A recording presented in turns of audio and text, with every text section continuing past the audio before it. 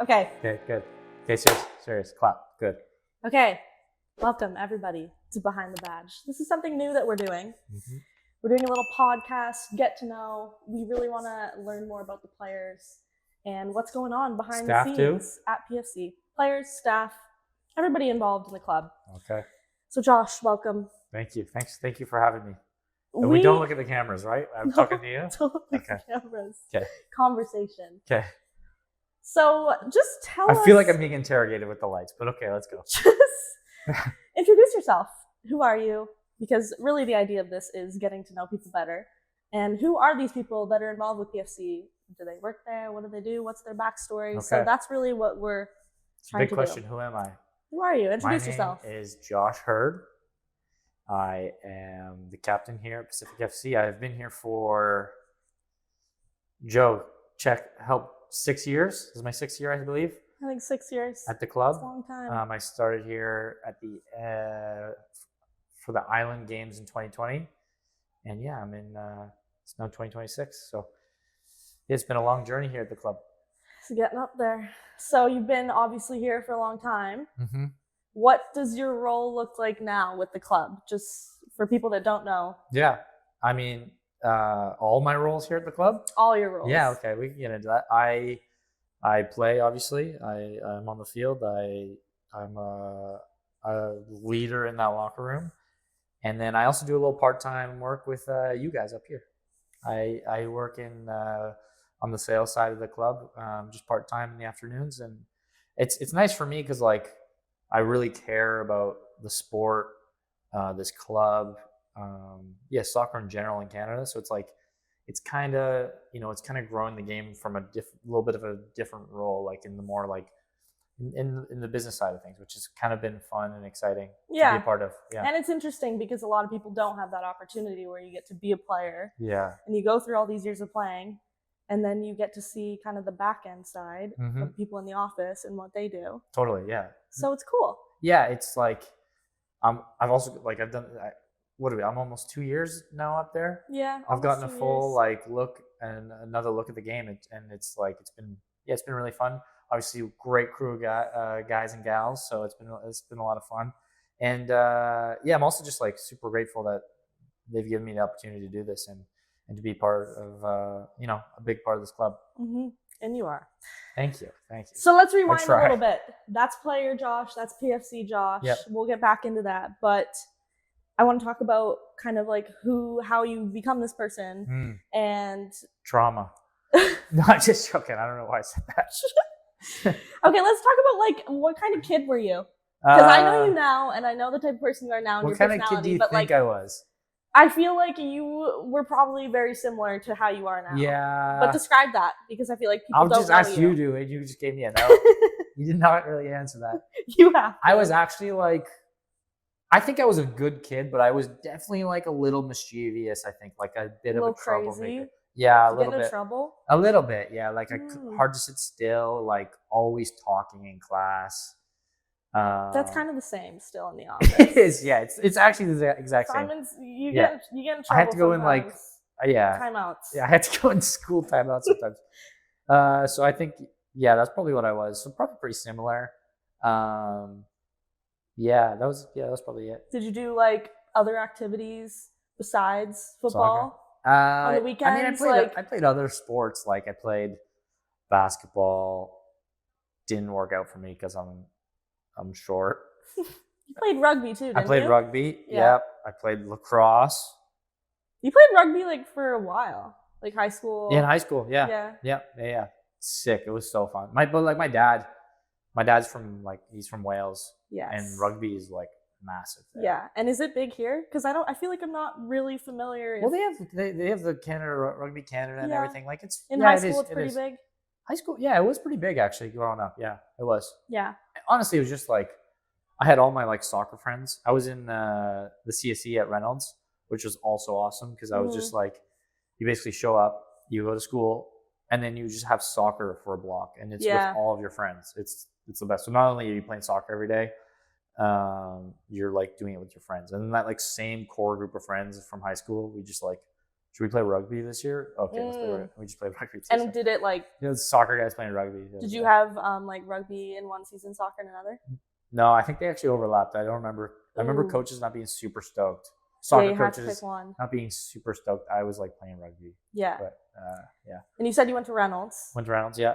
So that was that a big like sports school? Like it has a soccer program. Yeah. So like it was it's definitely soccer specific. Yeah. Yeah, it was great. And great was there memories. anyone like JJ, Ravenhill, all those guys? Yeah. It was awesome. Did anyone from Reynolds like go kind of take that path that you did, or would you say you're kind of the only one that did that in high school? Players definitely went and played university. Yep. I was definitely probably the most like obsessed with it. Like I was really obsessed like from the beginning. Yeah. I'm not really sure why. I guess I had family that liked the game, and when I was younger, like they kind of got me into it. But yeah, I definitely had like an edge where I was just like I felt really driven. Yeah. At those ages, yeah. And you probably played a lot of like different clubs. Yep. Where did you grow up playing? We played. I played for Lake Hill for my youth soccer. Yes. When we first moved to the island, my parents like signed me up for soccer to make friends. And my first year, I was dreadful. I remember like we had just switched. Like we played a game, and then obviously you switch sides for halftime, and I got confused. And oh, you were bad. I scored. I was terrible. Yeah. Oh, I thought you meant like you were just like crazy. No, I was terrible. You're bad. I was so bad. Okay. And like we switched sides, and I would score on my old goal. Like I would score on my own goal because I just wasn't thinking. Maybe that's it actually. A little bit out of it. Yeah, but I loved it. And then I was like, "Mom, you gotta sign me up for like just summer camps for fun." Yeah. So yeah, I did that, and then we played what it was called Metro back in the day, which is like what the BCSPL is for PFC youth. And then but we didn't have PFC when we were. Yeah, it was different.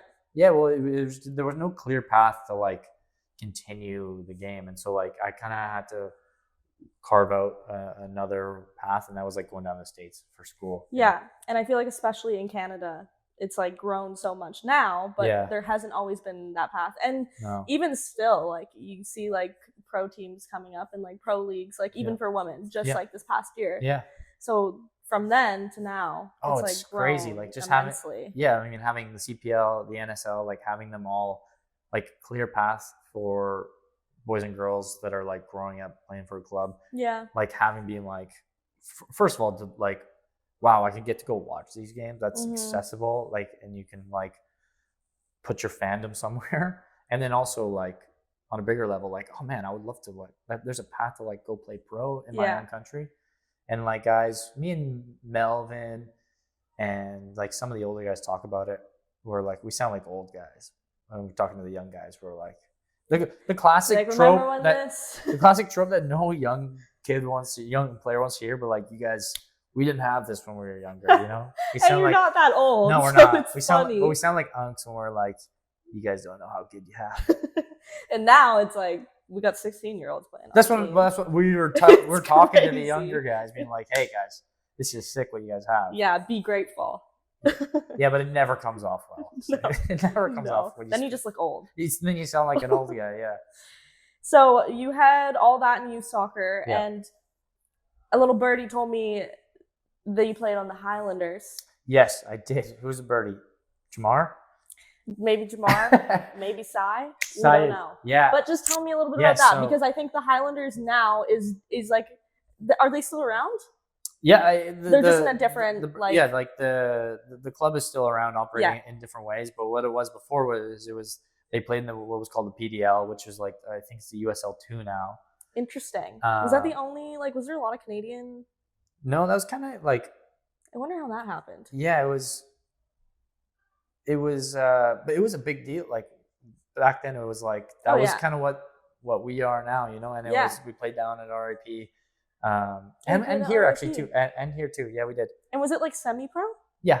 It was a really good team, and it was funny because we had Jamar, who is on the team, and so I was like 16 years old, So that was when I first met Little Punk, yeah, with like the older crew. Yeah, and Jamar was on the team, and then also Trevor Stiles was on that team as well. Okay, which is funny. So like I kind of knew these guys when I was younger, and then I went away on my own path, and then back in 2020 when I came back, like got to cross paths again and like work with these guys again, which is pretty funny. It went full circle. Really like, full circle. Yeah. To like growing up here, like I said, leaving and then coming back and playing here again, which is like super cool. Like it's I'm always grateful for that. Like it's such a cool thing. Like it's very rare in football you get to do that. It is. To be able to like play in your hometown and I am so like super grateful I get to do that.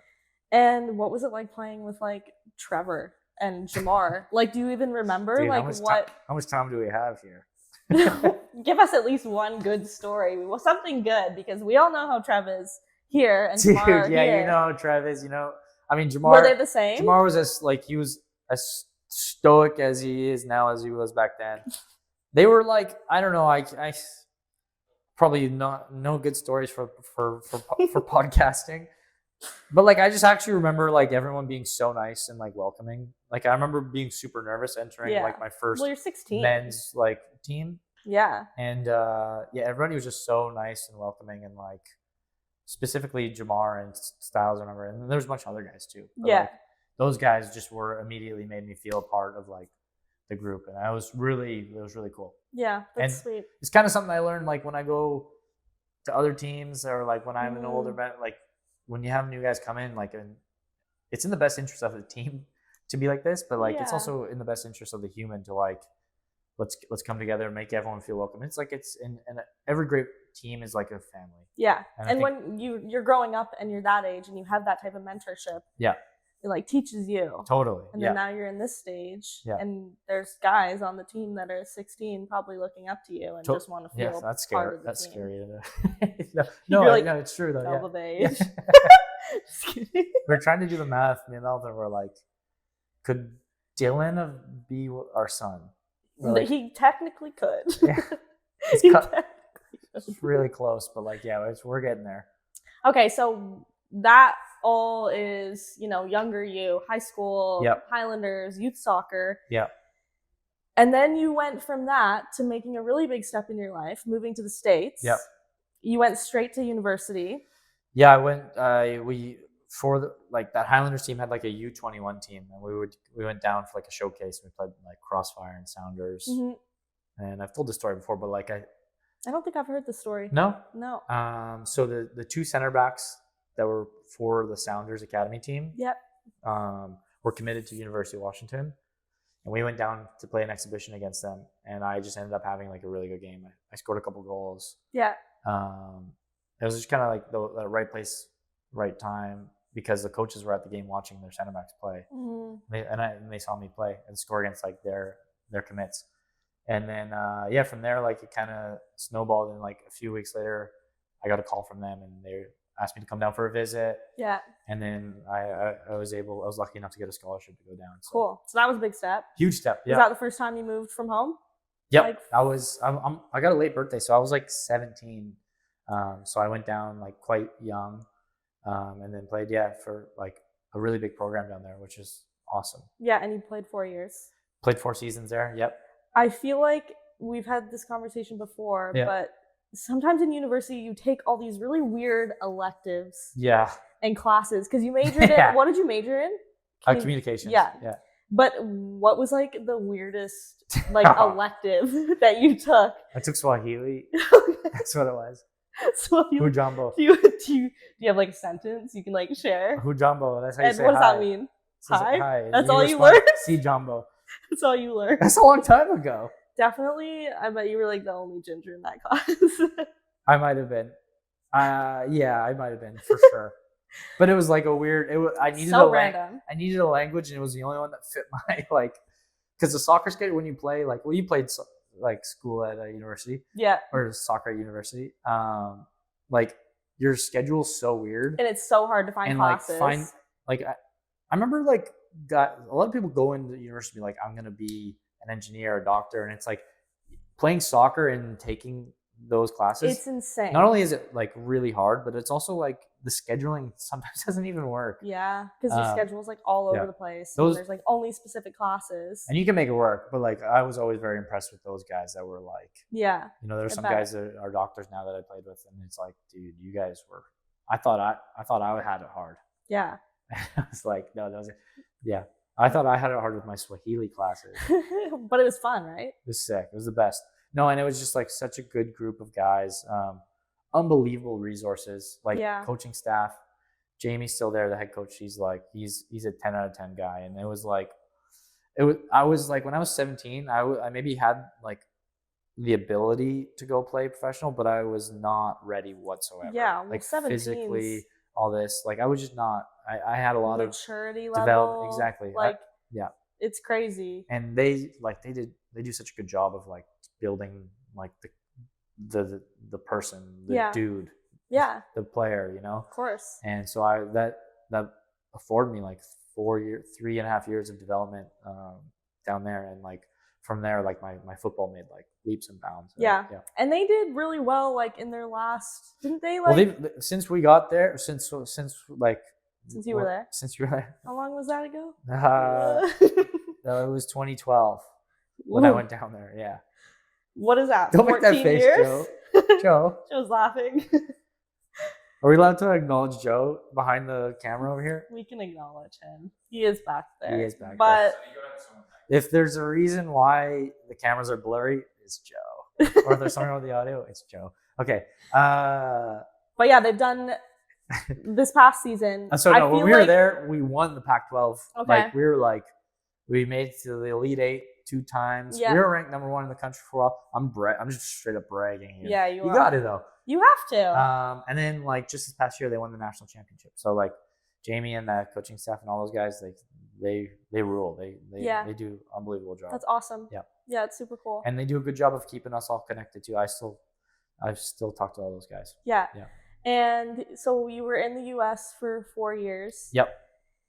And I know that you went to Europe, but you made a different step first before Europe. No, I played in the USL. I played for right out of university. I played 2 years for the Philly Union's USL team. Yeah. And then from there, I played 2 years at Real Salt Lake's USL team. And then I went a year abroad. I went on loan with like kind of like this like startup type of idea over there. Where did you go in the state? In Europe. In Europe, it was in Austria. Yep. Okay. Yep. What was that like? It was cool. Yeah, it was like a project where it was like some investors got together and they went to go invest in a team over there. They brought a lot of USL. So it was a startup. I thought for some reason it wasn't a startup. It was a club that was already there, but like they invested into it, and they were like, the plan was to get it promoted up to first division, and then like that was like right when COVID hit.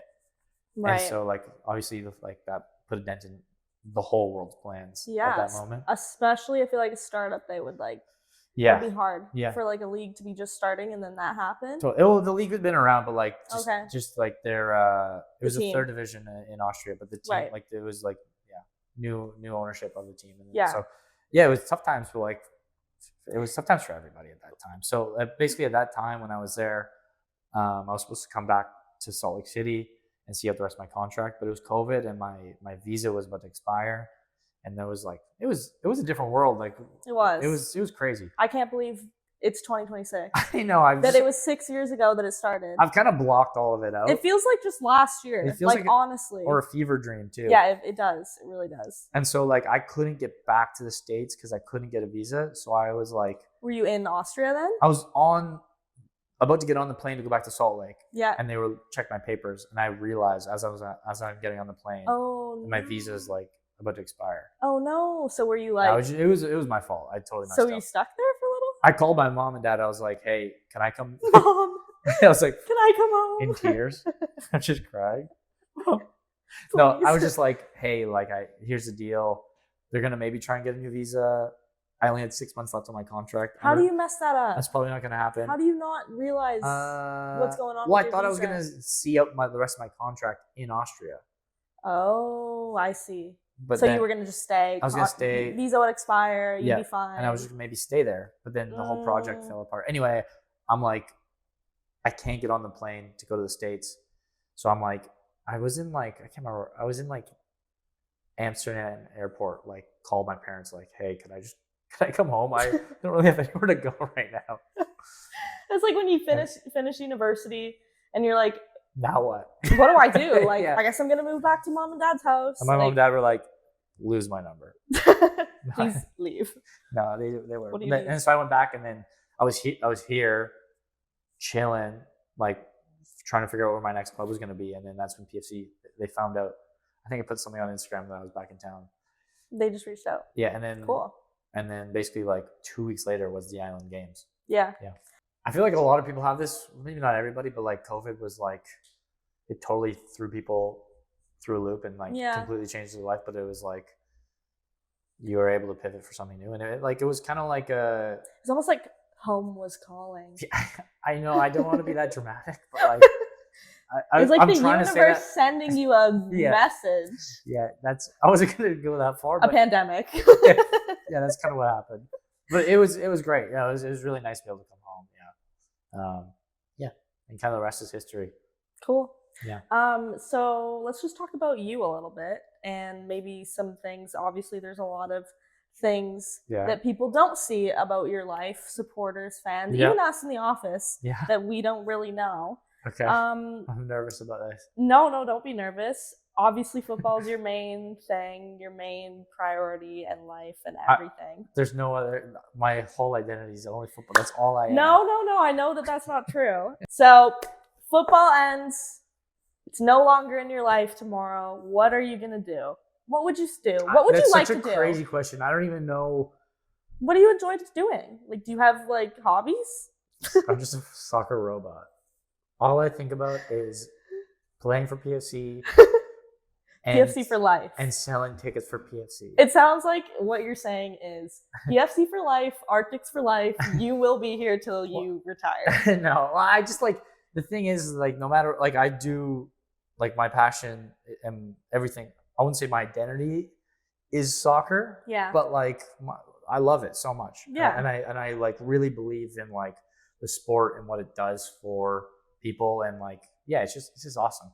And so like, I think I will, whatever, if I'm not playing, I want to be involved with it. I want to be, it's going to be in my life forever. Yeah. For sure. And I think like, if I can continue working it, even better. It's true. Yeah. And it's super fun to work in. It's great. You're bringing, and like, you're bringing like, it's entertainment, you know, it's awesome. And no, for sure. But like, that doesn't really answer your question of what it doesn't answer my question, but maybe let's pivot and like, could you see me doing something else? I don't know. It's hard because I get where you're coming from. And I think a lot of people that do work in sport, it's like, you don't really know what it's like to be in that environment until you're in it. And you're like, oh my God, I love this. Yeah, it is fun. It's fun. It's so hard to see yourself. It's turbulent sometimes with like, it's up and down. But that's also the fun of it. But that's part of it. It is. It's always changing. And sports is something that is just like, and we're in a really cool spot right now where like, we just hosted the World Cup. Yeah. And it feels like we're like soccer in Canada.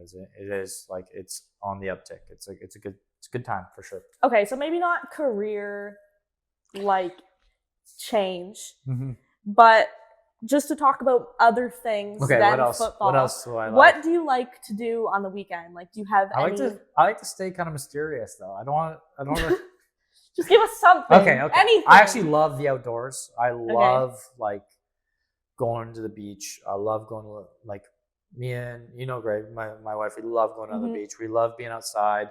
The island is great for all that stuff. And yeah, summertime here, it's really good. I like getting, I'm not going to say I love like the big hikes. Like, I'm not going to say that. Like those boys up there, they went on that huge hike the other day. That doesn't interest me as much, but just like being out, that's little like manageable hikes I can do. Do you have any camping? I really like to camp. Do you have any hikes local that you like to do that are like? To be honest, I live like down by Dallas Road, and I walk down there constantly. It's not really a hike, but It's nice. You're out there. It's so nice. Yeah. It's so nice. Yeah. Except I had this really weird experience last night down on Dallas Road. Oh yeah.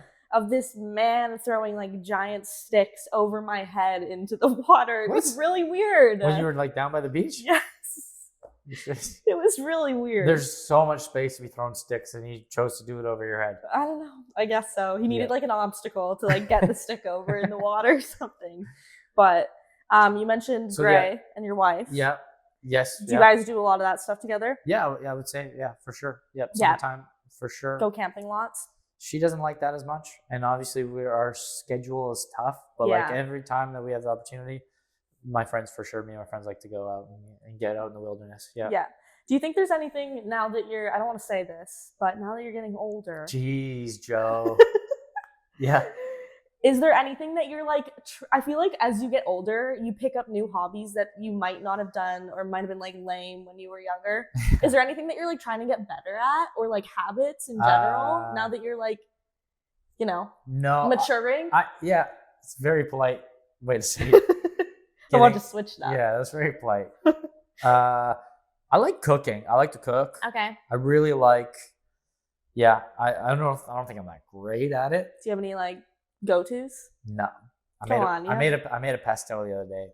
Homemade? Yeah, it was pretty good. Nice. If I don't say so myself. Did you grow the basil yourself? I did not. See, the whole next step of that would be gardening now too. Yeah, I feel maybe that's the next layer. Yeah, but you guys live in an apartment. Yeah, we do. It's like you get a little apartment. You get a little flower bed and plant That's the some next herbs. Layer of like going full adulting. Is like you're getting there. It's like making my own basil, growing your own basil now. So maybe that's the next thing. That's another thing. Getting outdoors. I like cooking a lot. Yeah. What else? I think we're gonna have to title this Josh going full on hunt. Josh is getting older, guys. That's what this conversation is about. What do you like to do as you get older? Pastor, dude. Okay. Cool. What? Thanks, guys. See you guys later. No. What's something that you're like really proud of yourself? Oh wow. It could be anything. I think like just I think just like, I don't know, proud, but like, I think it's a skill. Like if I had to like hype myself up, one skill is like, I show up every day, like, and I give my everything. And I think like, it's probably something I can be proud of at the end of the day. Like when I do hang out my boots or whatever it is, like I can genuinely say that I like gave my everything. Didn't always look the prettiest. Sometimes there's a couple cards involved with it too, but like I can honestly look back and be like, oh, like I put everything I had into it, and that's something I kind of live by, I would say. Yeah. I feel like you show that in everyday life too. Like something that you can be proud of is that you do show up every day. Yeah, and that can be for anything. It doesn't just need to be football. It doesn't need to be anything to do with this. Yeah. But like showing up is like one thing. It's hard. It's hard, and even like obviously this season hasn't been the best for us, you know, and I think like that's when you do put so much into something and then the results don't go your way and you don't get that immediate success, that is so hard. And it's so hard not to like, we talk about identity and like what you do and putting it all together. It's hard not to sometimes. And like, and don't get me wrong, it's been a struggle at times, but like, I think as long as you can show up and control what you can, it's a bit cliche to say, but like, it's the truth. Yeah. Do you think that that's all, like you've always kind of been like that, or do you think there's like a lot that has changed about you over the past 5 years? Because everybody changes, and I feel like as you get older and you mature, there's certain things. I think like I've got that from my parents. My parents are like really hardworking people. I've always had that. I will say the maturity maybe side of things that I wasn't good at was like, believe it or not, like was like my I would get super emotional, like my temper, or like more so on the soccer side, where I would like lose patience with stuff. Like, but I feel like I've like leveled out a lot with that. Nice. Big meditator. Yeah, you don't give me like, you give me pretty like chill. Oh, when I was younger, I was definitely more heady. Yeah. Like, and I do think I had more of a fuse for sure. Yeah, and it's different in like certain circumstances or like on the pitch compared to like in the office. Like Yeah. Oh, everybody yeah. views you Yeah. as, from like our perspective, Yeah. you're like a golden retriever. So Yeah. I'm not getting many yellow or red cards in the no. office. Actually, Joe's given me a couple. Yeah. You guys do have a new. We you do. guys have a We do have new cards. system, Yeah. a new Yeah. card system. What's that about? What is where did that come from? Because I feel like I disappeared, and now all of a sudden you guys are literally giving each other yellow and red cards in the office. These are just office staff. No, well, this is just like it's like Simon brought it in because he's got sick cards, official FIFA cards. Where did he get those? From one of the FIFA events, I think. Oh, okay, so he didn't like go out and buy them. No, he Okay, had them, okay. but he's like, and he brought them. He's like, I'm gonna put these to good use, and they're good cards. To be fair, I understand why refs want to use those. And But- it was like, if you make a bad joke, Oh, yellow. any reds yet in the office? Straight reds. Yeah. There's some have been eligible for reds for sure. I don't know if we've But gotten no a red straight. yet. Couple yellows. Who's gotten the worst? Have you gotten any? You must. I probably have, yeah. You must have. I for sure. Sometimes I go from like soccer locker room Josh straight up to office Josh, and I gotta like You got to be a little relax on more the swear professional. words and stuff because like Right. you know how it is on the field. We're like It's different. F word every 2 sentences, and then like I sometimes bring that energy to the team, and I'm like, oh dude, I gotta like not be soccer Josh here for a second. And then you get the yellow up in the That's office. why I get the yellow. You get the yellow on the pitch, Yes. and then you go up to the office, another yellow. I'm working on it. Cool. So, Josh, what do you think if you were to talk to younger Josh now, Yeah. 16-year-old Josh, Yeah. what advice would you give him? Is there Um, anything that you would tell him? Don't listen to all the people that make fun of you for being a ginger. Anything else? Well, no. Nah, I just think like it's so hard to answer these questions without sounding corny. I know. Doesn't But need like, to be just like, corny. just I wouldn't change anything. Just continue to enjoy it. Yeah. Like at the end of the day, that's all. That's all. You need to be enjoying it.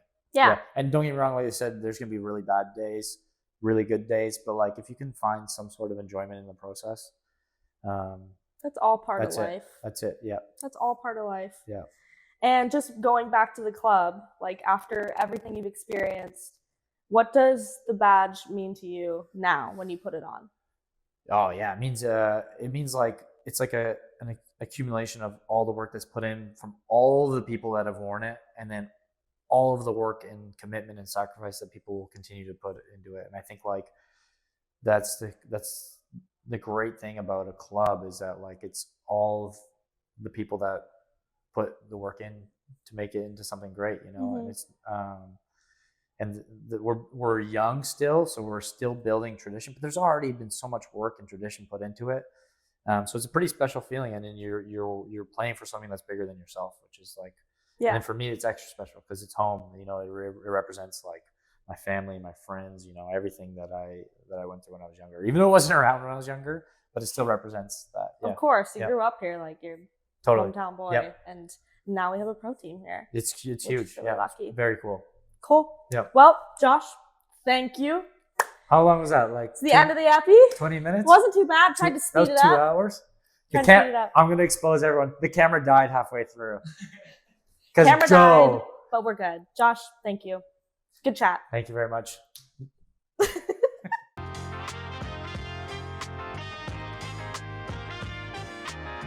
Thanks everybody for tuning Tuning in. That was our first episode of Behind the Badge. Thank you, Josh, for coming out. Thanks for having me. We'll see Thank you, who Joe. comes up next. Oh, somebody's getting a phone call. It's not me, because my phone's here. Spam risk. Yay! Good job.